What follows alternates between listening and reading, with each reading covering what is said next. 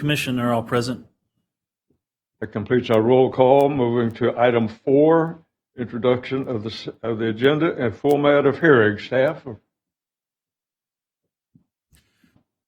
Again, this is how the joint special meeting will go. There will be a call to order, a staff report, then the applicant has an opportunity to present, followed by the public comments in either support or opposition. Please come forward to the microphone, state your name and address for the record, and be brief and to the point within a 3-minute time frame. Then complete a public speaker's card and give it to the recording secretary on my right.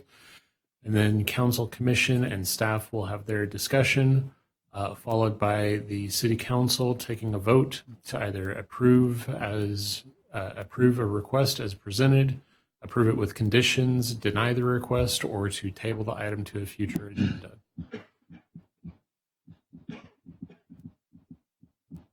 And then for tonight's agenda, we have 2 items. The first will be for an assisted living facility at 2919 Manville Road. And the second will be for a minor automotive repair at 2430 Pearland Parkway.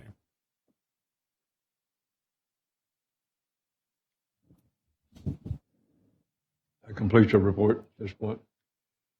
For the purpose of information, this is the report that he just presented to us applies to, this is a 2-meeting agenda, and his report applies to both meeting agenda number 1, meeting agenda number 2. So as we proceed, item number 5, joint public hearing number 1.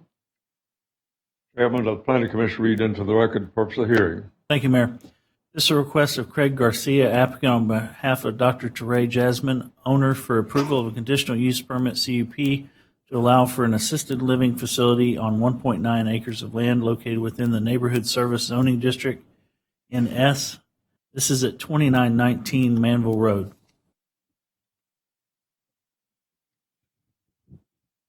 That information on the record. Let's move to item application information case summary, staff report. Thank you, Mayor. So the next case is for approval of a CUP conditional use permit for an assisted living with 32 beds on a property at 2919 Manville. The future land use is retail, office, and services. So far, staff hasn't received any comment against or in favor of the proposed CUP. So this slide shows the zoning and aerial map of the proposed CUP, and the property is along Manville. As you can see, it's zoned in neighborhood service. And the next slide shows the future land use map of the property, which is office and retail and services.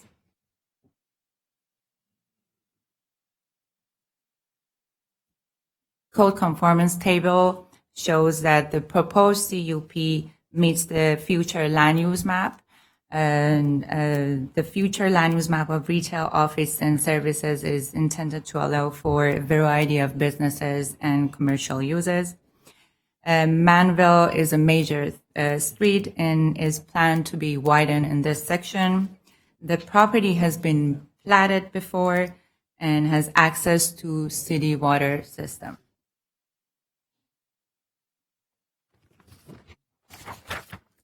Staff recommends approval of the proposed CUP for assisted living as it meets the following criteria, including comprehensive plan and also adjacent land uses. And that completes the staff report.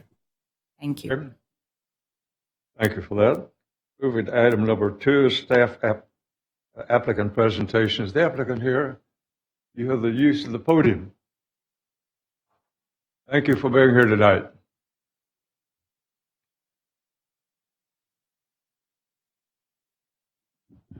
Please state your name and address, and you have 3 minutes. Good evening, council members and commissioners. My name is Craig Garcia. My address is 5331 Inker Street, Houston, Texas, 77007.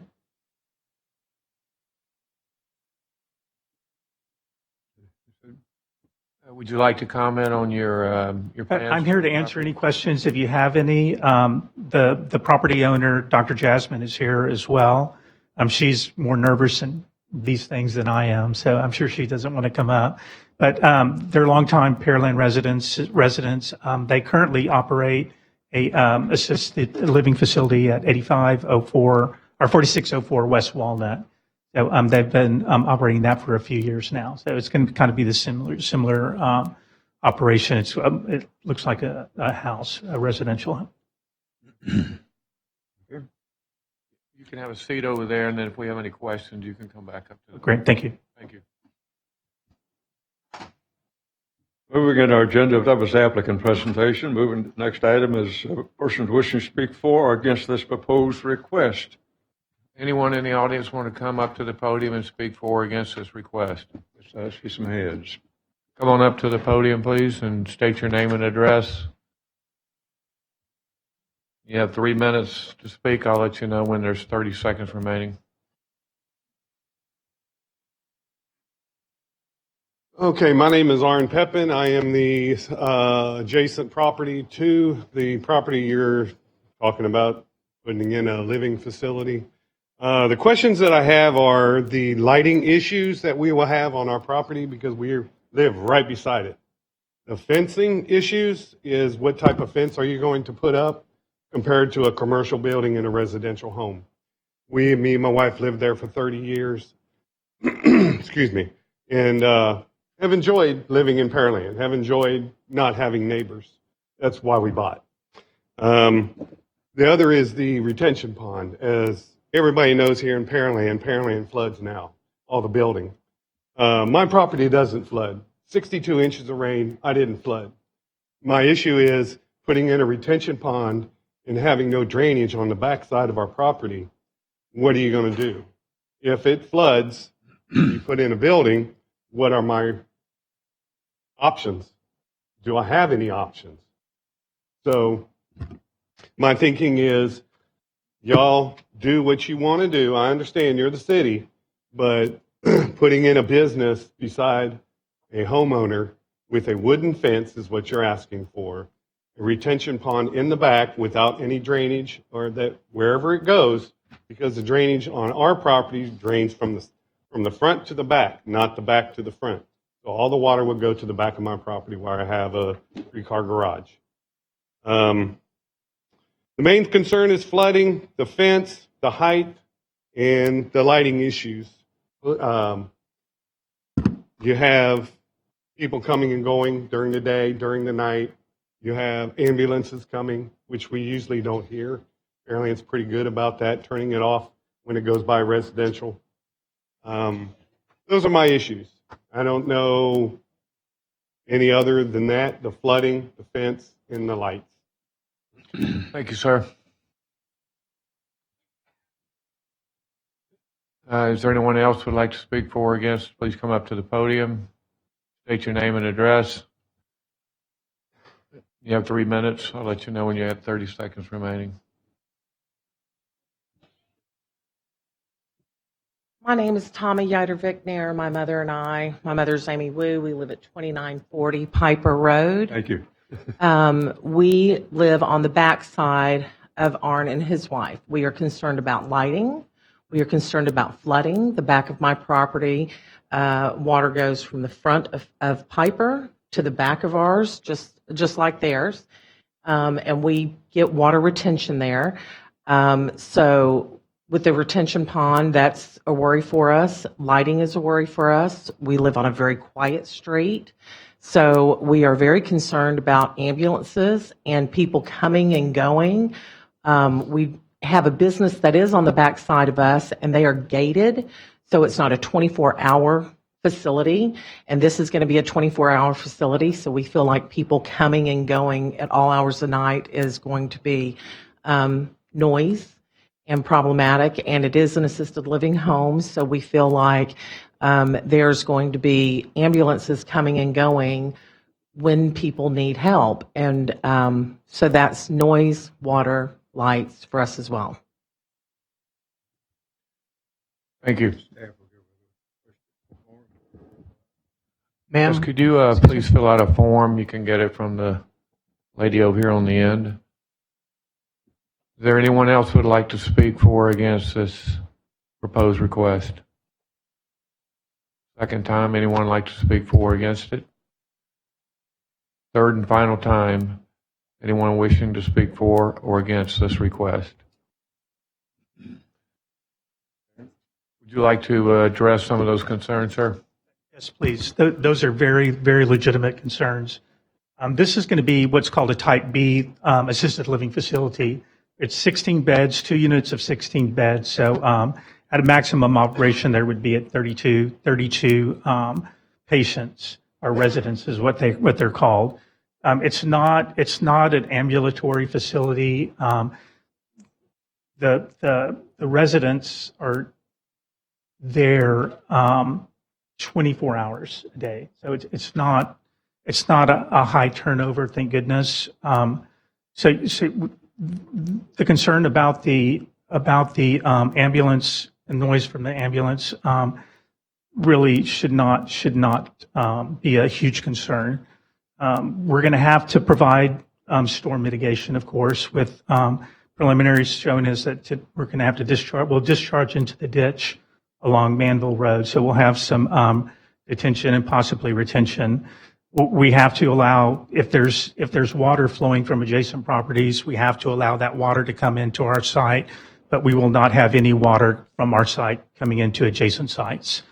The wood that we're planting right now is going to be a 7-foot wood picket fence that surrounds the three sides. It'll be 7 foot tall, and there'll be zero light pollution beyond our property. The units are going to be located closer to Manville Road, so there's going to be a large green space from the back of the building to the lots where you guys are residents. So again, the light pollution will be zero light pollution from our property lines. The ambulance, it's long-term care, so the patients will be there for quite a while. The fence is going to be a 7-foot wood picket fence, and it'll start basically from about 40 foot or 50 foot or it'll be about 60 foot from the Manville Road, from Manville Road, which kind of is the front of the building. So from the front of the building on 3 sides to the east would be a 7-foot wood picket fence. Thank you. You're welcome. Okay. Moving in our agenda to item number B, which is an opportunity for the Planning Commission, the council, and the staff to make some final comments and to wrap up. Starting with our Planning Commission, Mr. Chairman. Thank you, Mayor. Mary?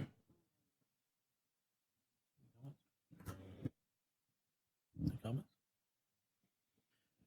I am familiar with the property. I have spoken with a neighboring property owner. I'm also familiar with the applicant's facility on Walnut, and I'm not opposed to this project.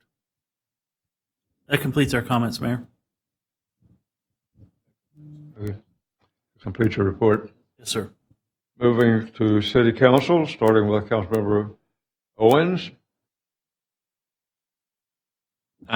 This facility is what, a 16-bed is what you said, long-term? There will be 2 16-bed facilities together. It's a single building separated by a firewall. Okay.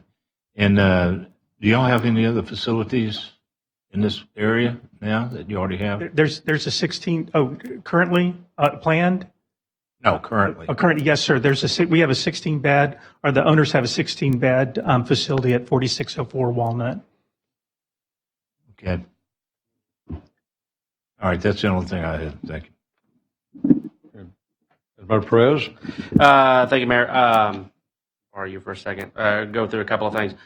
Staff, so as I understand, this track is already platted. They would not be required to plat a normal course of development, correct? the plat is a 1956 plat approved by the county because that road requires a widening, the city has the authority to have it replatted to get that additional dedication and to meet the needs, as stated in the staff report, that it didn't meet that need now. You're jumping ahead of me. I apologize. So because it's a 50s plat, not city approved, we're going to require platting in normal course of development. So we would be able to get the 10-foot and the setbacks and everything that we need Yes, sir. in order to make sure that we don't demolish their front door. That's the anticipation, yes, sir. Okay. And that's been communicated. Y'all kind of understand what that means. There's an internal lot line, so we were assuming we would have to replat. Okay. So with that, you'll replat, you'll make room for the road widening when that eventually happens. To the gentleman and the lady, thank you all for coming. As council members, flooding is a concern constantly. The detention pond that they're going to be required to install is specifically to address that concern. Everything all the rain that hits their property will be required to go through that detention pond and to the roadway, and won't be allowed to come through your property. So actually, when by design, when they're done developing, the site will be no worse than it was before. Likely, it'll be an improvement if designed correctly and enforced correctly, which I would expect both will happen. On the site lighting.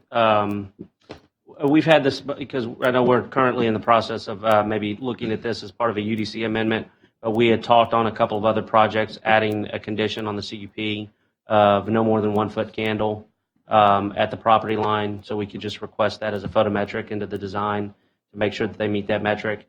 That means that there's basically nothing more than a candle light at the property line, so it wouldn't shine into your property. That forces them to have any lights come into their property, or at least not bleed off too far onto your property, and that should address your concern. And I think that's it. I will tell you, I've had a relative that has become impaired through a stroke, and so I know that what y'all are doing is important. So I'm fully in support of y'all adding this facility. I know there's a need for this, particularly as the silver tsunami, as we've come to say, it continues to come closer and closer. So I'm fully in support of your conditional use permit. Want your project to move forward. A couple of small things that you can address. I don't think it'll affect your site or your cost much at all. Thank you. You're welcome. Mr. Perez, I would like to follow up in regards to the lighting issue. I don't believe that the conditional use permit as written has that condition in it now. If that is something that council would like to make sure that it includes, it would require a specific amendment. Yeah, I plan to propose that after the other council members spoke. We'll provide a photometric for that on our submittal on our permitting. We'll have a photometric sheet for it. One more. Thank you, Mayor. Yeah, I won't be opposed to this project. I do understand your concerns with the fencing and the lighting and the possible ambulance noises and stuff of that nature. But it is zone neighborhood services. And you could end up with something a whole lot worse there, like a dry cleaners or a daycare center or something like that, where you really had a lot of people coming and going, opposed to the 16-bed or the 32-bed senior living center. So I do feel for you and understand how that you have concerns on the ambulance noise particularly, especially at nighttime. But I don't have a real problem with this if we can get the candle amendment put in, the candlelight amendment put in. Okay, Councilmember Little.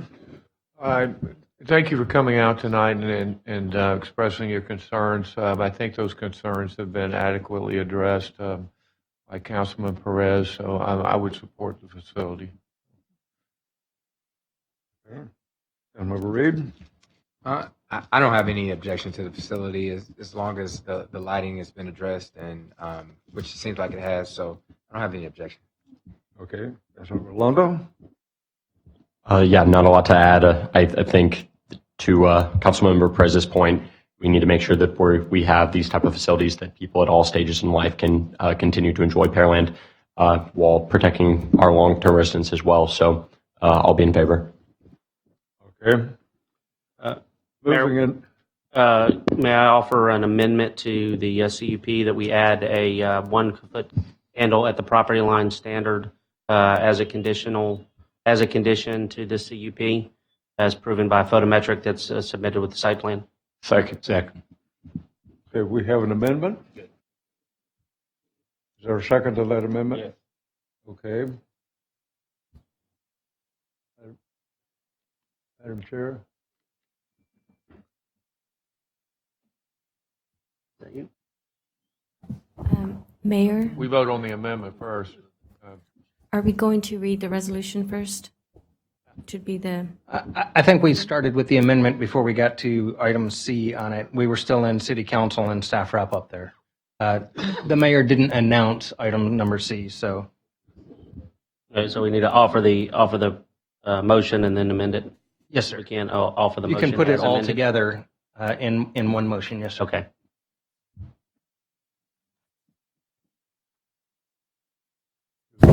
Second on the floor for the amendment at this point?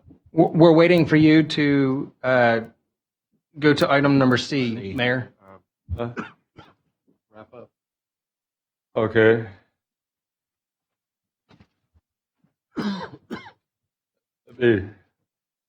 Okay, after the staff wrap-up comment, No further comment, Mayor. Thank you. no comment on that? Okay, where do we stand here now? Amendment? We'll vote on the amendment now. Now, the amendment now becomes valid at this point? Correct, remake your motion. Yeah. Mhm. I was going to say, we're waiting for somebody to put the motion on the table, Mayor. So I think Mr. Perez was about to put a motion on the table. There you go. I move we accept this conditional use permit as amended, as previously stated. Second. Motion and a second. Councilmember Perez, how do you vote? Aye. Councilmember Owens? Aye. Councilmember Orlando? Aye. Councilmember Reed? Aye. Councilmember Little? Aye. Councilmember Moore? Aye. Motion to amend passes 6-0. Okay. We now have an amended motion. And I will be moving to item number C in our agenda, which is, I'd like for Councilmember. So is that going to be, Excuse me, Mayor, I may be confused. I'm sorry. I might not have understood what Councilmember Perez's motion was. Thought it was to put it on the table with the proposed language amending the motion, and maybe I misunderstood that. Councilmember Perez. We offered the motion as amended previously, so what we just voted on was the motion as amended, not the amendment to the motion. Correct. So we're done. That would be correct, and the votes, that would be complete, and now we would be moving on to item number 6, joint special meeting number 2, I believe. So that is a motion, amended motion stand at this point? Yes, sir. We do have an amended motion. Moving to item C, which is new business, as an amended motion on the table. No. We need to vote on that. We're moving on to joint session meeting number 2. We're moving to item number 6, Mr. Mayor. I need to give the city council new business item at this point, in which I will name a city council member to present the motion, which is Councilmember Little, to present item number. Excuse me, Mayor Reed, if I could just clarify, I think what we just did when, I'm back over here. Yes, when Councilmember Perez, I'm back here, Mayor. Yeah. When Councilmember Perez just read that motion, that was for item C. So we just did item C, and that the amendment to that was actually made part of the original motion for item C. So that vote concluded the joint special meeting item number 1. And so now we would be moving to Roman numeral 6 on our agenda for joint special meeting number 2. Let me check something here just right now at this point. According to my agenda, I have City Council new business, which is item C on under this particular agenda part. Is that what you have? We've already concluded that one. I haven't voted on it yet. Yes, we did. Okay. Moving to new business. Okay, let's go to joint public hearing number 2. Having completed joint public hearing number 1, which I think is a confusion to most of us, including me. Joint public hearing number 2. Mr. Chairman of the Planning Commission. Thank you, Mayor. Present this for our consideration. Thanks, sir. This is a request of Kelsey Crayer, applicant on behalf of Center at Pearland Parkway 3 LP, represented by Mark Sondock, owner, for approval of a conditional use permit CUP to allow for auto repair minor on 0.9273 acres of land located within the Center at Pearland Parkway planned development. This is at 2430 Pearland Parkway.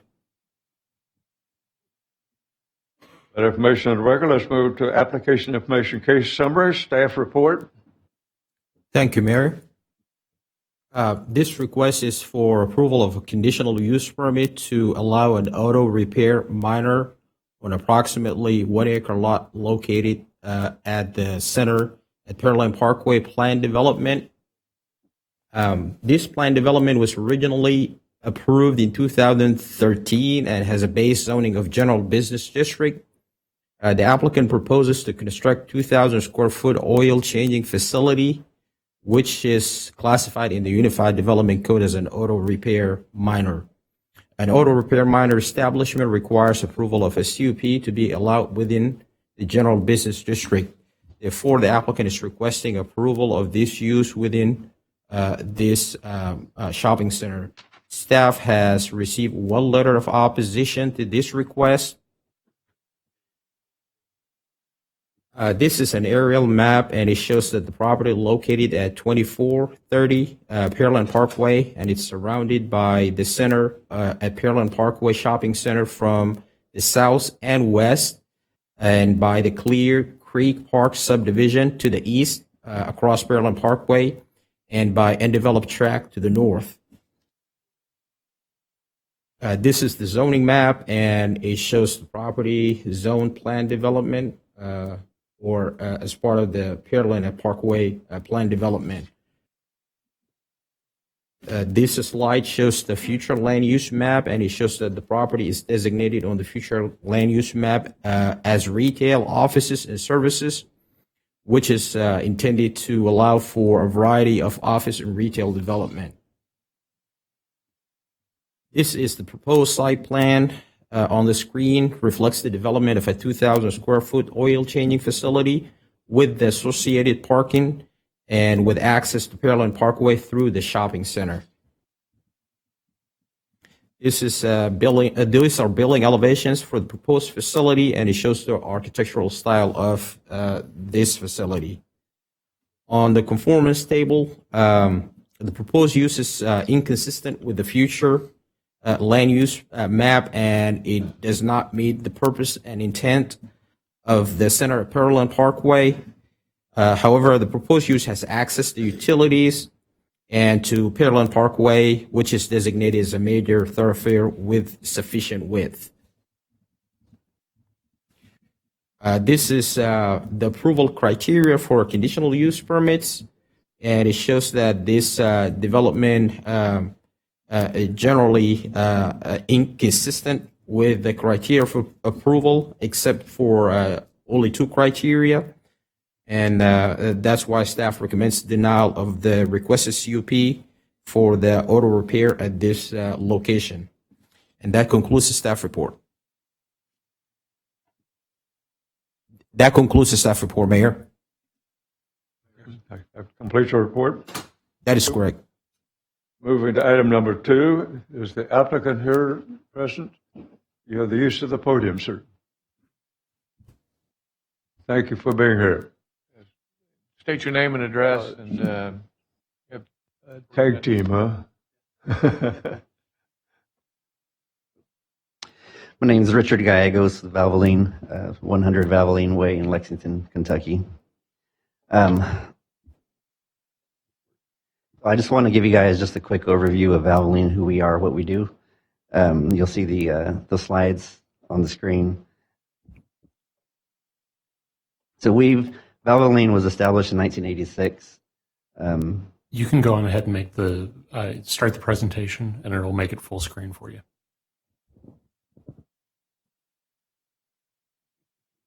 Top left button. There we go. So we currently have over 500 corporate-owned Big Lube service buildings throughout the nation. I think we're at about 512 to be exact. Our mission is to provide quick and easy, trusted oil changes for preventative maintenance. So there's no heavy maintenance done. We're all maintenance type services, so oil changes, that sort of thing.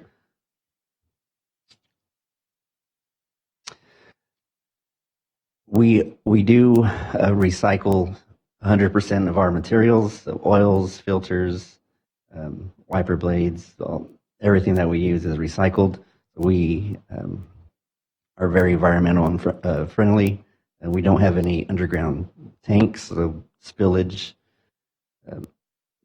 isn't an issue. There is no exhaust or paint services provided, and we use minimal water and power.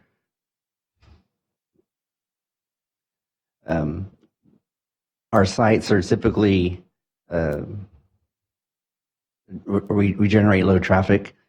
We average about 45 vehicles per day, which averages about 4 vehicles an hour. So every 20 minutes we have a vehicle that we service.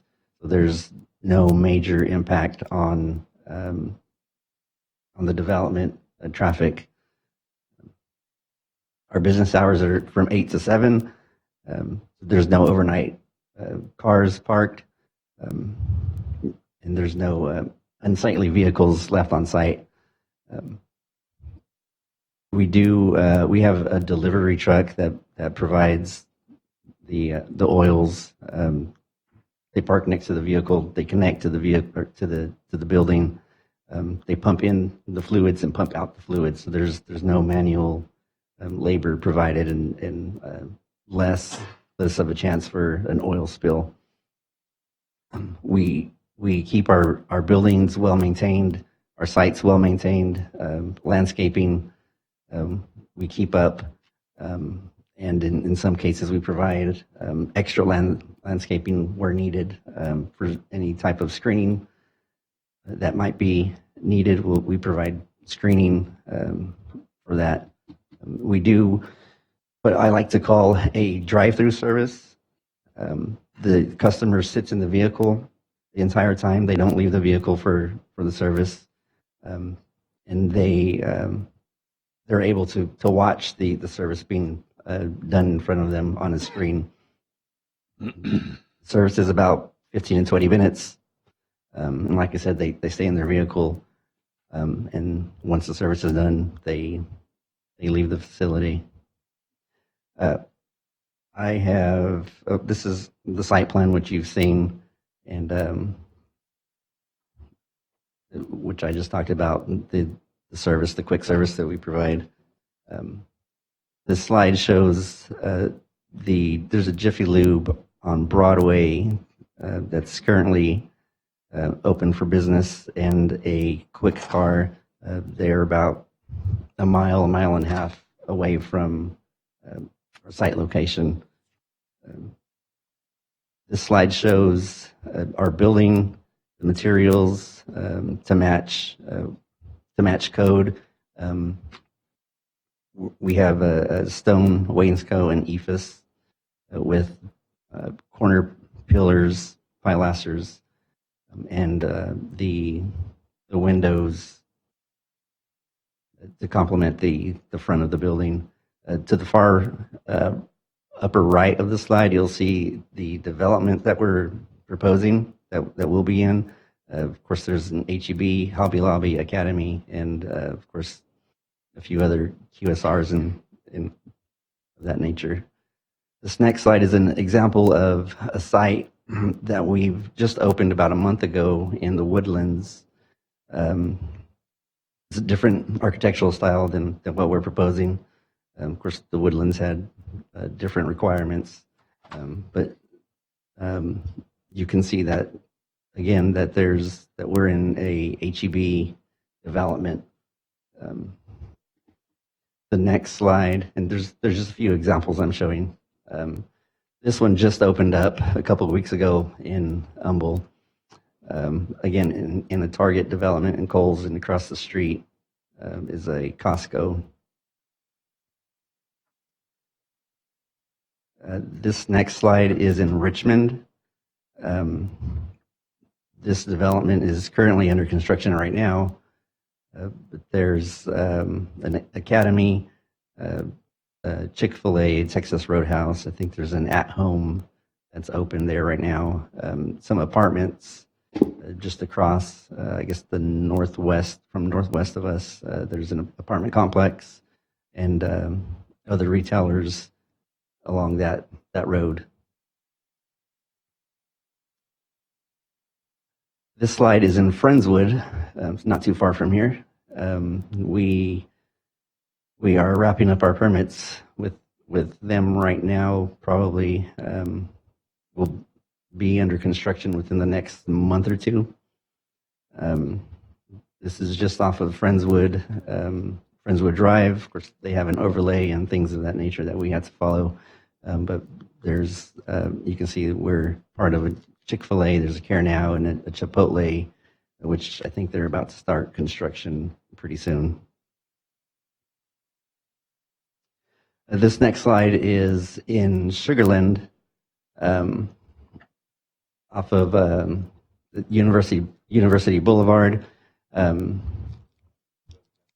This site has an ARC attached to it, which they have very strict architectural requirements, which we've provided to match the development with Kroger's and the other retailers in that area. We've also provided additional landscaping, trees, shrubs for screening, as you can see there in the rendering. This is the last slide, not in the Houston area, but in Austin, Pflugerville, in another big development with Target, Ross, Academy. There's different restaurants, retailers, all in that development. But I just wanted to show you guys kind of the diversity of Valvoline, who we are, what we do. We're not just a typical quick lube service. We take pride in our service. The buildings, you saw the different architectural styles that we construct throughout Houston and throughout the U.S. But that's all I have. Thank you. Okay, thank you. Sure. Longer than Go ahead.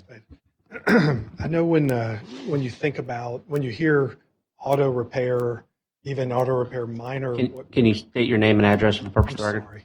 It's Mark Sondock, and my address is 3310 Cloverdale, Houston, Texas 77025.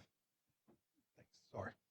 I know when you think about, when you hear auto repair, immediately what comes to mind is it doesn't look nice, it's noisy, you may have exhaust issues, you may have cars sitting out there overnight. Multi-service centers doing a lot of different things like heavy repair and ding and dent and painting and things like that. We're here because what Valvoline is doing is not any of those things. This is a low impact from a noise standpoint.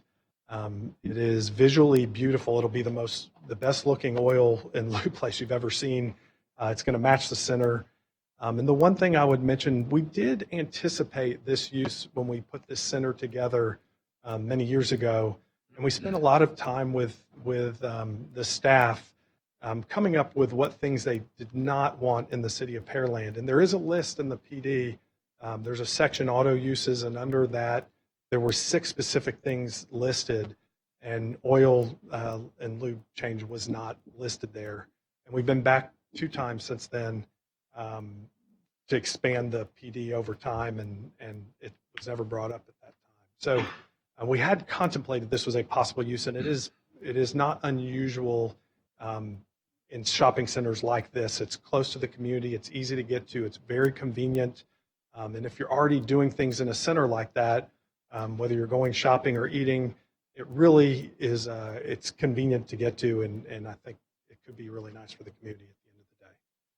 Thank you. I'm here for any questions. Thank you. Moving in our agenda to items, persons wishing to speak for or against the proposed request. Is there anyone in the audience wishing to speak for or against this proposed request? Second time, anyone in the audience wishing to speak for or against the request? Third and final time, anyone in the audience of 5 people wishing to speak for or against this request? No one there. None on this point. Okay. Moving down to item B, planning and zoning, city council, and the staff discussion. It's an opportunity for council, goes on doing, city council, planning commission at this point. Chairman. Thank you, Mayor. Mary?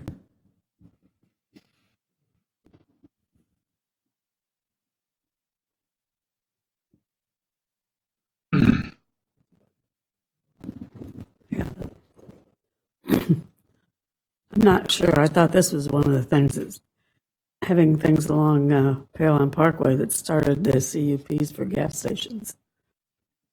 So having this come up now is kind of a shock for a location like this.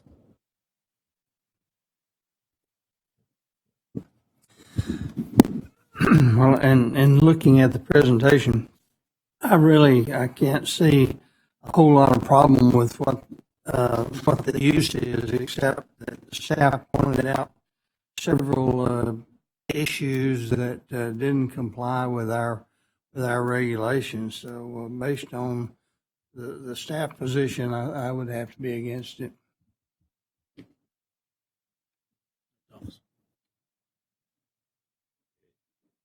In general, I'm not necessarily against these types of developments. I just, that's these type of developments, though, the auto care, the oil changes were what the CUP was specifically for, to limit these types of things along Pearland Parkway specifically, because Pearland Parkway was supposed to be the gateway into Pearland.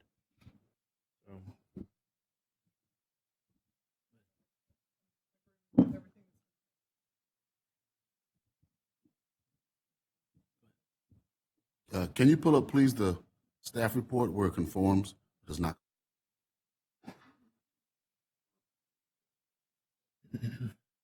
And again, being a new guy, the CUP was for this type of situation. Is that correct? Yes, So the conditional use.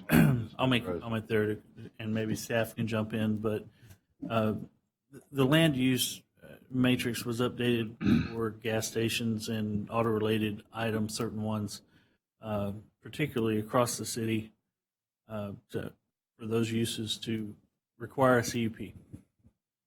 And I believe this plan development. I could give you some history on that. So in 2016, we went along Pearland Parkway and rezoned some of the planned developments that front onto Pearland Parkway to reduce the opportunity for additional automotive services after the 2 gas stations were completed. Once those zone changes were done, we went and did an all PD amendment to affect all of the planned developments within the city, which is about, I think it was 55 at the time, to require any automotive uses to go through the conditional use permit process, so that way it was treated equally whether you were in zoned normally zoned property or property that had a planned development with a base zoning of general business or general commercial. This was done in 2016 after council provided guidance to go forward with that amendment. Planned developments that have moved, that have been adopted past, so more recently, have adopted or maintained that same list of uses. I think it's off the top of my head, I believe it's 2000 M-152 for uses which would require a conditional use permit unless they are specifically stated within the rest of the plan development document. So we have had a history of targeting Pearland Parkway and maintaining that automotive uses should require a conditional use permit.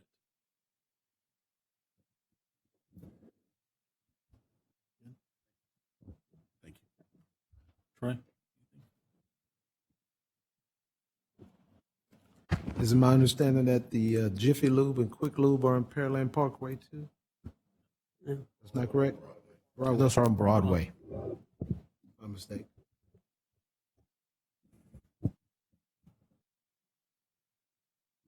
Anything else? I just have a few things to add, and one question for staff. In the recent revision to the UDC that went before council, was any of the land use matrix changed in relation to auto-related? No, there were no additional changes to the land use matrix that would have changed the conditional use permit requirement for this. Okay. So for the reason of staff stated that this is against the future land use plan, it's inconsistent with the purpose of the plan development. I'm opposed because this is against the purpose of the revision to the UDC as it is to the land, as in relationship to the land use matrix specifically for Pearland Parkway, and the council at the time that saw the vision to make that change. There's been one car wash that has been denied, one gas station has been denied, and recently a U-Haul that didn't apply for a permit that had to be told that they couldn't have that business in that center across from one of the banks there along Pearland Parkway. So I'm opposed for that reason. A complete staff report. No further comments, Mayor. That's all there is. Okay. Moving in our agenda to City Council, Councilmember Alondo. Comments? Yeah, Mayor, because of staff's feedback and the feedback of the Planning and Zoning Council, in addition to the comment that hasn't been brought up yet, that the potential for vehicle circulation problems in that area, which anybody who's been to that Chick-fil-A in that section knows that I would say that's maybe the worst vehicle circulation in the city at some point. And so would like to hear what the other members have to say, but leaning against. Councilmember Reed? No comment, Mayor. Councilmember Little? I think the aesthetics of the place are quite good. I don't have a problem with the way it looks. It's actually better than the current ones we have. I think some of the feedback I've been getting is they don't want the open bays facing Pearland Parkway. Is there any way that you could turn your business sideways on that lot and still incorporate proper flow of traffic? The site's not wide enough to rotate the building. We need at least 200 feet to rotate the building. The site doesn't allow for that. Would you be willing to incorporate some type of landscape buffer that would mitigate the objections to the open bays? Yes, we do, and we've provided some buffering. We have a landscape plan, but we've provided some trees and shrubs there. But if needed more, we could. Okay. That's all I have on there. I'd like to hear the rest. Okay, moving to Councilmember Moore. Thank you, Mayor. So what caused us to do that UDC amendment on gas stations on Pearland Parkway was because of the two that popped up next door to each other. We did that so that council could somewhat control what went in where on Pearland Parkway, so that we didn't end up with nothing but gas stations up and down Pearland Parkway. And there was some criteria on what was required for it to actually meet a parkway. And so we were trying to preserve that, but to do that, we had to do it across the entire city so that it wasn't spot zoning. So really, it was a matter of allowing some control over what was being put on Pearland Parkway. I don't know how I really feel on this just yet. I wished that this was going to be not directly on Pearland Parkway, but maybe further in the development there. I think it would be a little better if it was further back and not sitting right on Pearland Parkway, but I haven't made up my mind 100%. It looks nice. I appreciate you're trying to make it look like the development, the rest of the development there. I appreciate you doing the screening, but I too wish that the bays would be faced a different way, but with the proper screening, I guess that wouldn't necessarily be a showstopper. But I'm just kind of hung up with it being right there on that corner. So not sure where I'm at right yet. Perez? Thank you, Mayor. I'd say generally, is it perfectly what we want in that corner? Probably not, but I don't have any objection to it. I think, ideally we'd like to have the bays not facing Pearland Parkway, but that's idealistic, particularly if they can't purchase any additional land. That's certainly out of their control, whether the landowners want to sell any more land. Can you bring up your presentation? Can we bring up his presentation? Can you go to the Sugarland site? Yeah, if we have something like that, I have absolutely no objection to this, and I think we have the opportunity to create a beautified site with the large trees, the Mexican oaks that y'all are proposing, along with some additional landscaping such as this. If I'm measuring correctly, y'all got 55 foot to your back of curb, or to your face of curb, roughly, and about 125 feet to the building. Am I measuring right? About right, yes. So I think we've got plenty of opportunity to put in some enhanced landscaping such as this, some large trees. Maybe we throw in some 4-inch or 6-inch that are somewhat mature by the time we get started, and then be able to screen and block the bays. The architecturally, we're matching the rest of the facility. I think you showed that y'all are willing to invest with the other sites that y'all showed that y'all are willing to invest on beautification. We may not necessarily get that if we have another use that's in there by right. It could be we'd have far less opportunity. So I think because we have the CUP, I think it's appropriate for us to ask for the beautification. I think we have an opportunity to screen this and make sure that we hide at very least the bays. But other than that, I think I'm fine with the use. So I'm going to be a yes. Member Owens? Okay.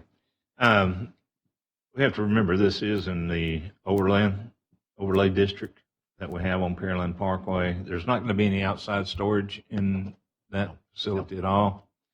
Are these franchise or owner? No, this is corporate owned. Corporate owned? Okay. What are the services besides oil changes do you have there? I call it fluid replacements. So we do oil changes, transmission fluid, radiator. We offer state inspections, and tire rotations.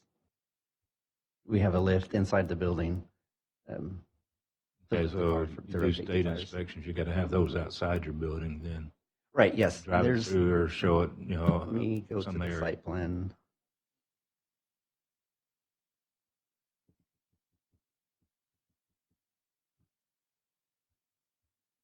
The drive aisle to the right, you'll see there's two marks. That's where the state inspection takes place. It's 100 feet for the vehicle to go. Okay. At this point, I do have a concern with it there on Pearland Parkway. Pearland Parkway has been developed, spent a lot of money on it to provide a scenic type parkway driving through there. I just don't know what, you got a Goodyear there, you got a couple of other places along, 518 there also that does the same thing that y'all would be doing within a short distance. Go ahead. There are some other groups like the Quick Car and Jiffy Lube that's not too far away. The one thing I would keep in mind is, the benefit of having this process in the CUP process is the ability to enhance what we've kind of put together here. You don't have that with the other groups that are there right now. What's nice about this is it's part of the development. It's more convenient for the customers who are already doing things in the shopping center. And it's this, if you look at, as you guys had mentioned, this looks good. The building looks good. It's more inviting for customers as the population and customer base in this Pearland area. It's much more inviting to go to something that looks like this within the Class A shopping center that we have, the way it looks and feels, than it would be. And it'll be updated with all the Pearland standards that you guys are putting in place, that you have the control on, that's beyond what you have outside of this. Mm-hmm. I think it's a benefit at the end of the day to have it here more so than what's already existing today, just because you guys have a hold on. Okay. At this point, I'm really not in favor of having it there, on there, in that particular area. Maybe if it were heavily landscaped, that might be one thing. It looks like you have a turn in there, but it's a right turn out, as it is in that area there. Okay. That completes your report. We're willing to heavily landscape. Yeah. Hey, staff, help us out. What kind of language could we add as a condition to ensure that we have additional landscaping that's used to screen and beautify, but not make it so nebulous that it's, they wouldn't even know what to do? Councilmember Perez, I'm really in favor of your idea of a minimum 4 or 6 inch tree to provide a more mature tree, as opposed to our Unified Development Code standard of a 2-inch tree. As you are well aware, a 2-inch tree doesn't mature quite as quickly as we would like it to be, to provide the type of screening for the bays that the corridor overlay district, which Pearland Parkway is a part of, would already require for those bays. So I would suggest that either the minimum be a 4 or 6 inch shade tree, and that the shrubs that are installed for screening, as there are parking spaces as the first constructed object off of the property line, that those be at a minimum a 36-inch, preferably larger shrub, so that way it fully screens up to about waist high. Y'all have any comments to those suggestions? I have no objection. So if we said, look, a 6-inch tree, but the same number of trees as would be required, so it's not replacing caliper inches. We're just saying, hey, for every 2-inch tree, you need a 6-inch tree.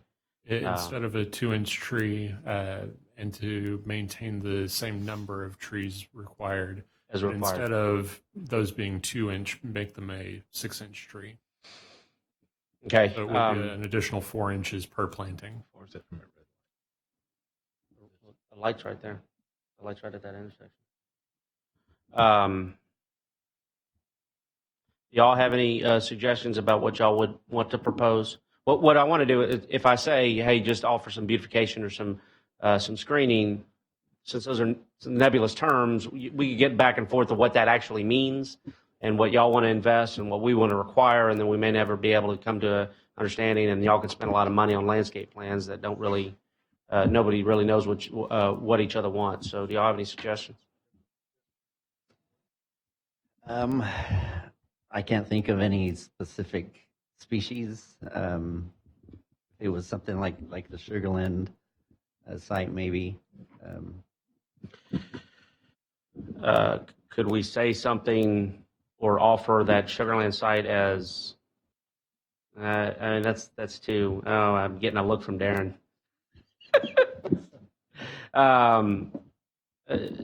Again, so we say 6-inch. If we offer 6-inch trees to replace 2-inch tree caliper inches, make them on the protected tree list, so we know that we have a good quality tree, a shade tree, and probably an evergreen, so it doesn't lose its leaves.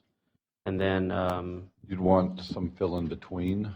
Yeah. Especially at the grounds. Otherwise, you just have the higher cover and nothing. So either smaller trees in between, such as crepe myrtles or something else, and then into maybe some kind of shrubs to fill in between those.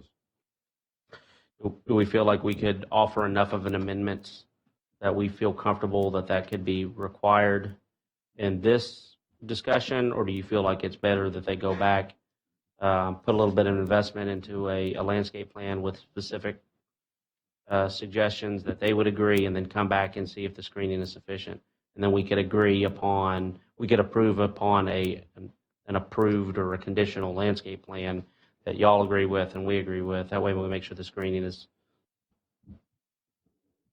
We could postpone for that additional landscape plan if that's what you're looking for. Another alternative would be to, if you look back at the Sugarland example, I think what strikes that example is that you have 100% screening of the bays, and 100% screening is it's a much easier standard to enforce.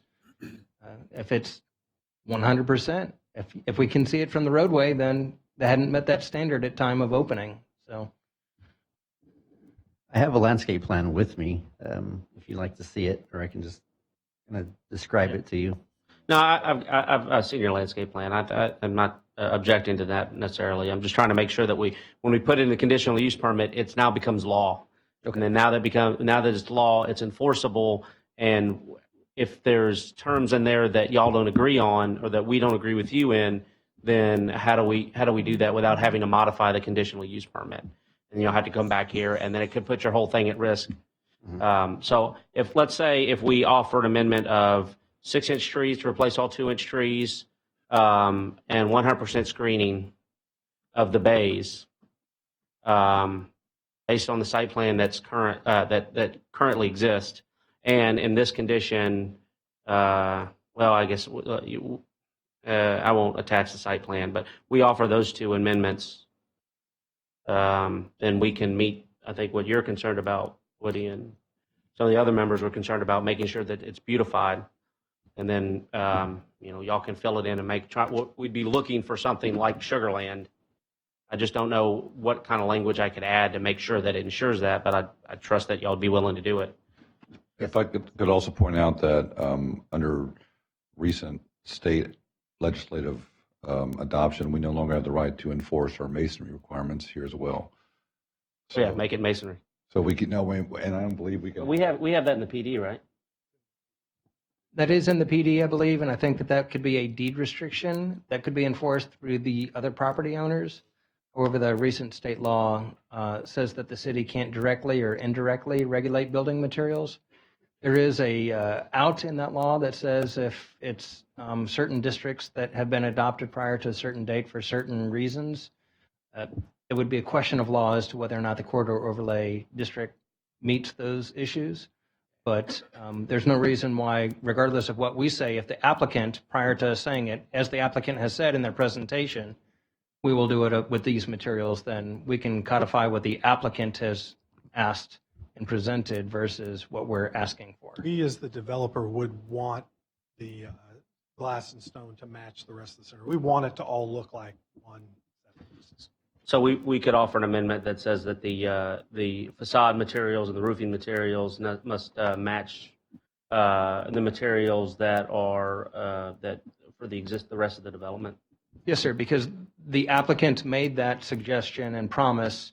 It's the CUP is just mirroring what the applicant is presenting. And I think that that's the way that we would try to enforce that requirement. Okay.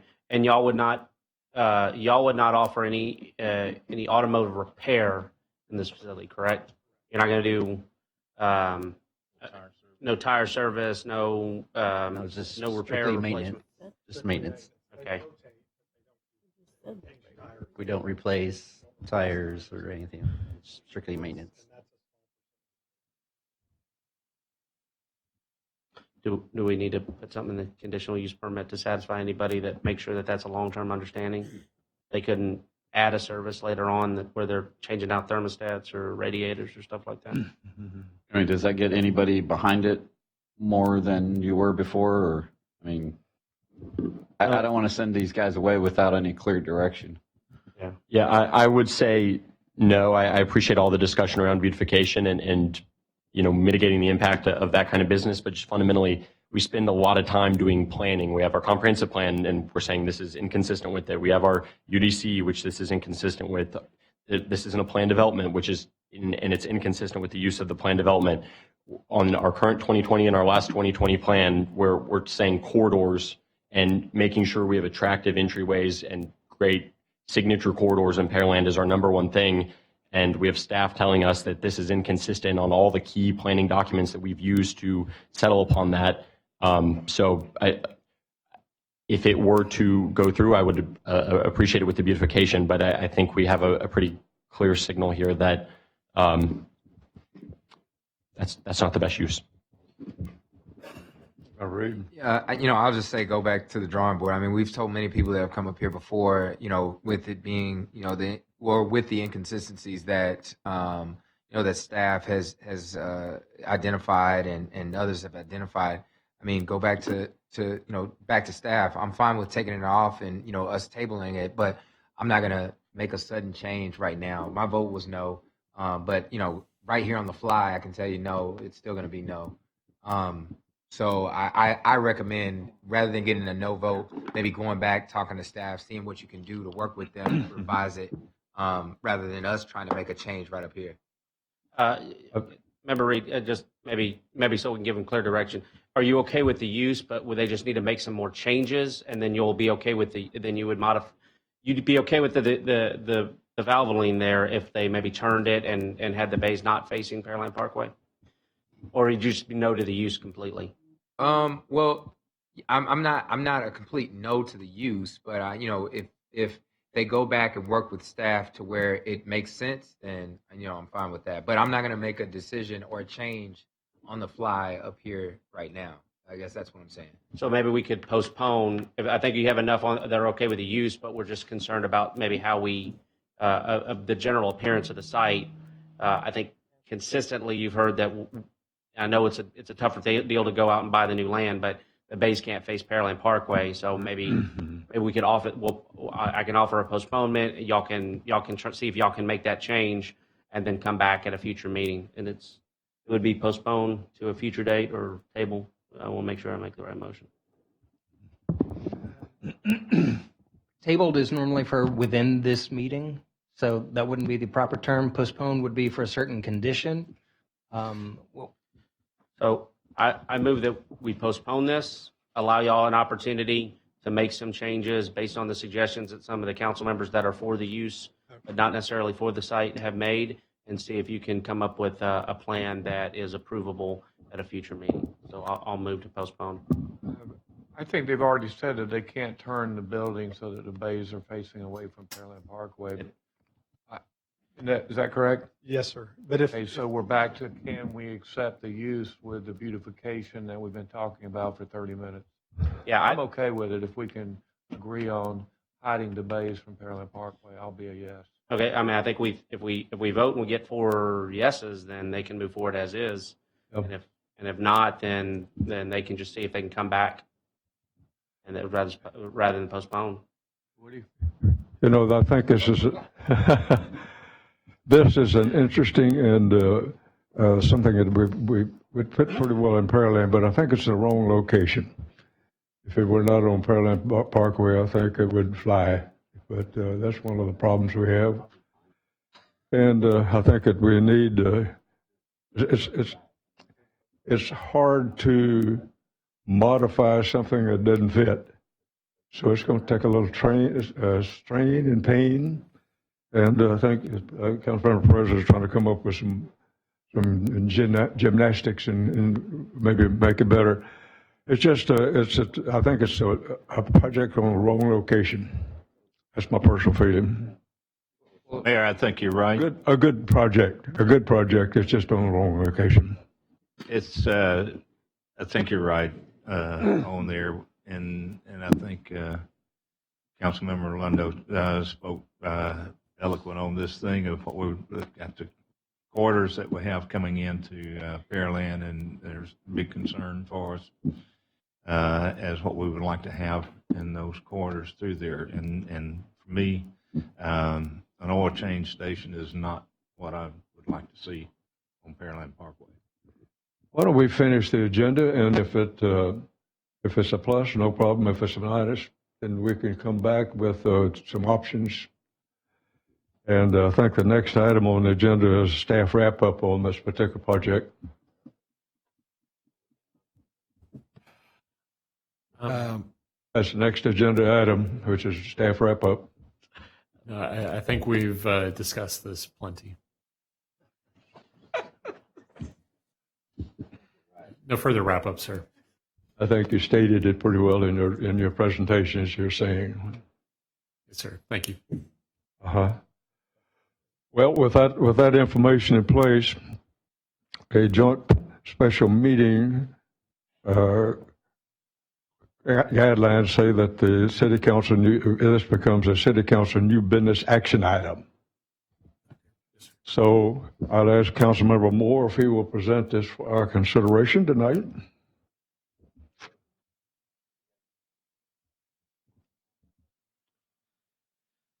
New business item. Thank you, Mayor. Consideration possible action resolution number R2019, CUP 19-00013. So moved. Second. We have a motion and a second. We're in discussion. So, Mayor, I'm gonna make a motion to postpone. I think maybe I'm being presumptive here, but I think we have 3 yeses, 1 maybe, 2 noes, and I think maybe give the applicants an opportunity to maybe make some amendments and see if we can get it turned 90 degrees. Give them an opportunity to come back. So I'll make a motion to postpone. Second. Yeah, maybe if y'all could. So what's your motion? More specific. Postpone? Landscape plans. What is the motion you made? Motion to postpone, Mayor. Second. We have a motion to postpone and second. Councilmember Perez, how do you vote? Aye. Councilmember Owens? No.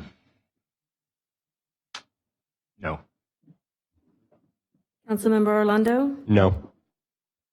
Councilmember Reed?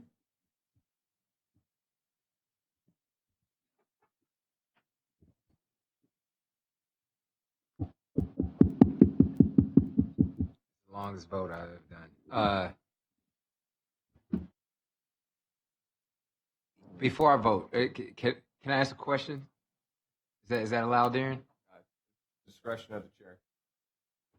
Mayor, can I ask a question before I vote? To help clarify your motion. To help clarify my vote, yes, sir. Okay. So from what I just learned after my statement, there's no possibility for you all to turn this a different way.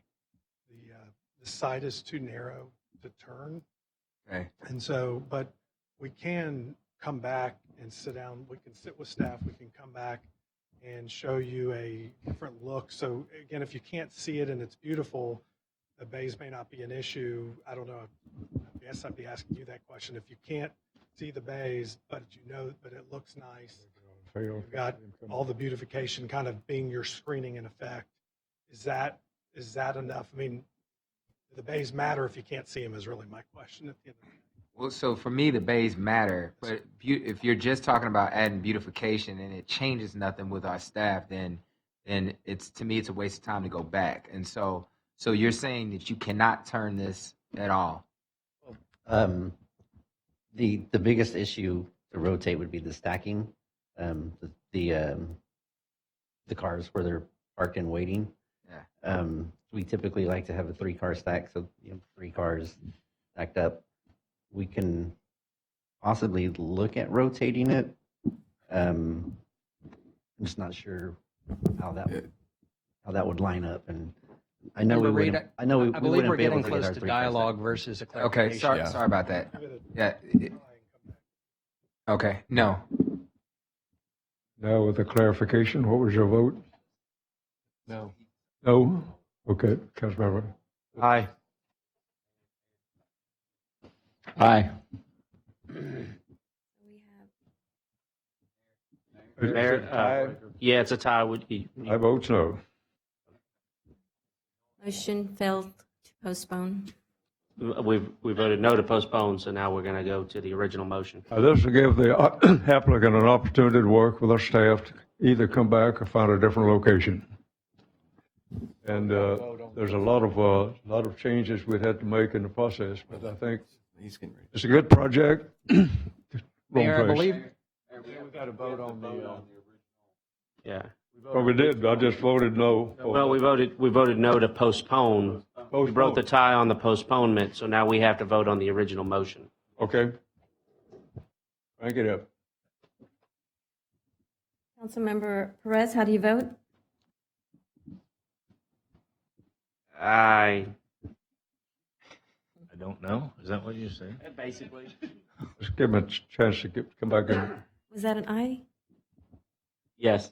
The solid baby. Councilmember Perez? Aye. Councilmember Owens? No. Councilmember Orlando? No. Councilmember Reed? No. Councilmember Little? Yes. Motion Aye. passes. Councilmember Moore? Aye. It's 3-3. 3-3. Mayor's got to Back vote to you, back to Mayor. the time. Yes, sir. I'm saying we should let him come back later on. I'm gonna vote no. Motion fails. Sorry, guys. Thank you for your I presentation. think it's a good project. I don't think it's something we should be afraid of, but I think it's this wrong place, wrong location. Did I make my point?